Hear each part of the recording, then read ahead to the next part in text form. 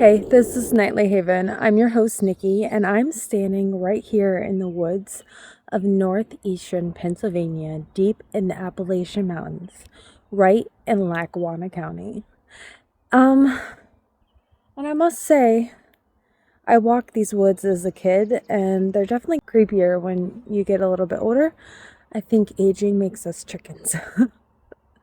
And tonight, we're not just talking about stories, we're stepping directly into them because these woods have legends, they have reports, and they have moments people can't quite explain.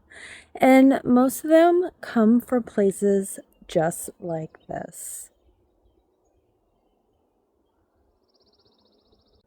So, I want you to take this journey with me.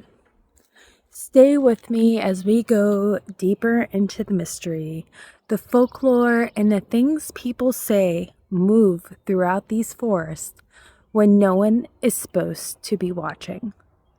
And if you're into the strange and the eerie and the unexplained, you're in the right place. If you like content like this, go ahead, like, subscribe, and share. But more importantly, just stay with me because once we go deeper into these woods, you start to realize it doesn't always feel like you're alone. All right, let's get started.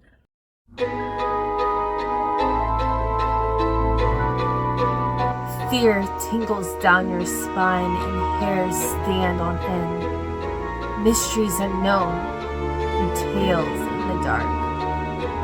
Are you ready? Hello? There's a feeling you don't really talk about out loud if you live in Lackawanna County. It's not fear exactly, it's not even an anxiety. It's familiarity, mixed with the quiet suspicion that something about the woods behind your life doesn't behave the way it should. Most people call it imagination or nerves, which I'm feeling a little right now, or just being in the woods too long. But if you ever stood still out here long enough, really stood still, you know it's not just that. Because there are moments that happen sometimes. The woods go quiet in a way that doesn't feel natural.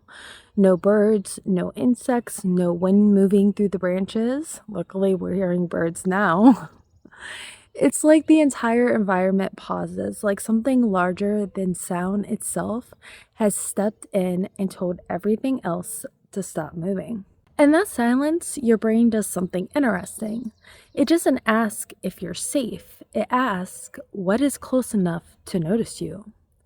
That's the part people don't like admitting because once you recognize that feeling, you start to notice how often it shows up in places like this. In Lackawanna County, the woods aren't just scenery, they're infrastructures. They wrap around neighborhoods, set behind schools. They never fully agreed to be contained by human development. And once you grow up around that kind of environment, you stop asking if something is out there and you start asking if it has always been there.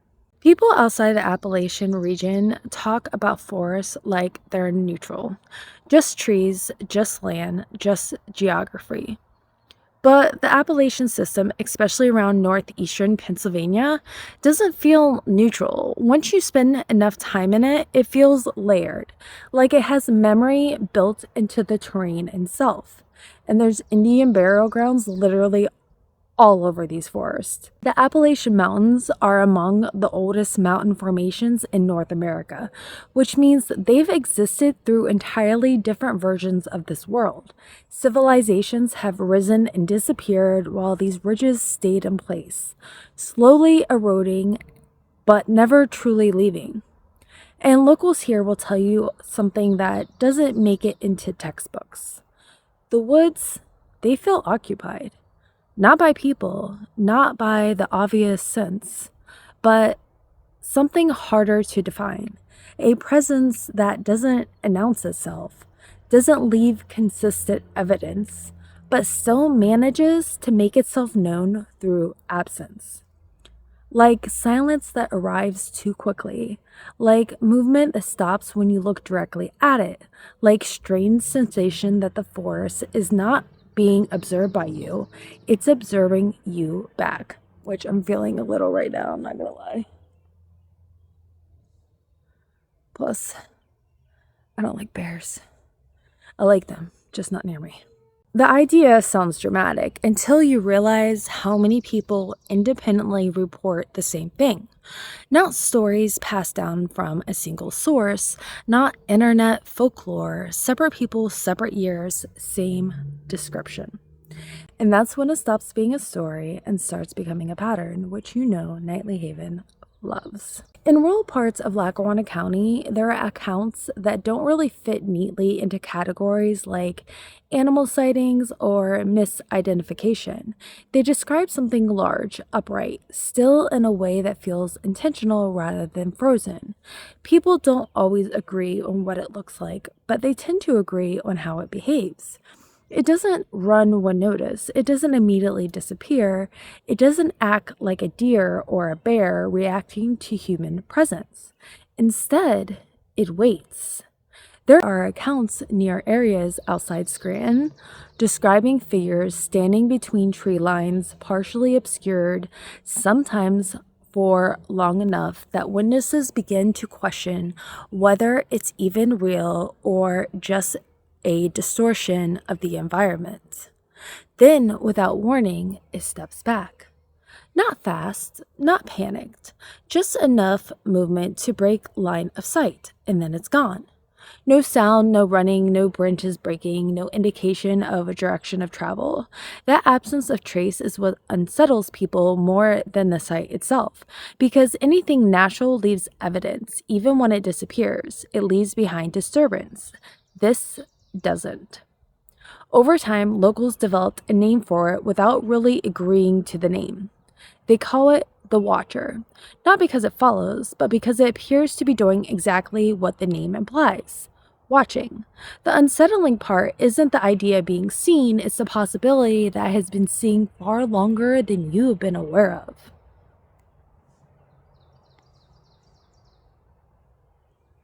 So far, so good. This is where accounts shift from visual to auditory, because seeing something in the woods is one thing, hearing something respond to you is another. Reports in the region describe voices that appear at distance inconsistent with echo patterns, and I am breaking every Appalachian rule as we speak. Unintelligible speech that seems to originate from within the forest itself, and the most common detail is the most personal one. The voice sounds familiar, not generic, not ambiguous, familiar enough that the listener recognizes it immediately as someone they know. A friend, a parent, a sibling, sometimes even the sound of their own name being spoken in a tone they associate with trust. And the instinctive reaction is almost always the same: to respond, to step forward, to locate the source. But in every account where people resist that impulse, the voice eventually stops responding entirely, as if acknowledging that the interaction has failed. There's no follow-ups, no escalation, just silence returning all at once. And the people who experience it often describe the same lingering thought afterwards. Not "I heard something," but "something knew how I would respond," which is a very different kind of unsettling. Now, there are older stories in this region that don't get classified neatly into modern terminology, not because they're vague, but because they resist definition. People describe animals behaving incorrectly: a deer that does not react to sound, a figure that looks like an animal until it moves in a way that breaks expectations, a presence that appears to shift between states of form when viewed directly. And I know I'm in the daylight, but I'm not gonna lie, I'm kind of freaking myself out. These accounts are often dismissed individually, but when placed together, they form a consistent category of something that does not remain stable in form. Folklore in broader Appalachian regions have historically labeled similar phenomena as shape-shifting entities, though modern interpretation vary widely and often avoid direct naming. What remains consistent in the behavior pattern, recognition of something alive, followed by recognition that is not behaving according to biological rules. And the most common reaction from witnesses is not confrontation. It's immediate withdrawal because whatever it is, it does not feel like something that should be studied closely. And I'm not fool enough to try.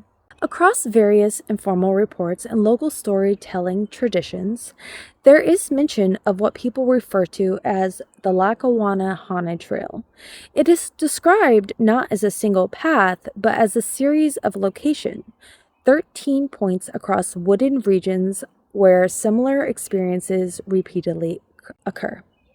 These include sensations of being followed, sudden environmental silence, loss of directional awareness, and visual anomalies such as movement between trees that cannot be tracked consistently.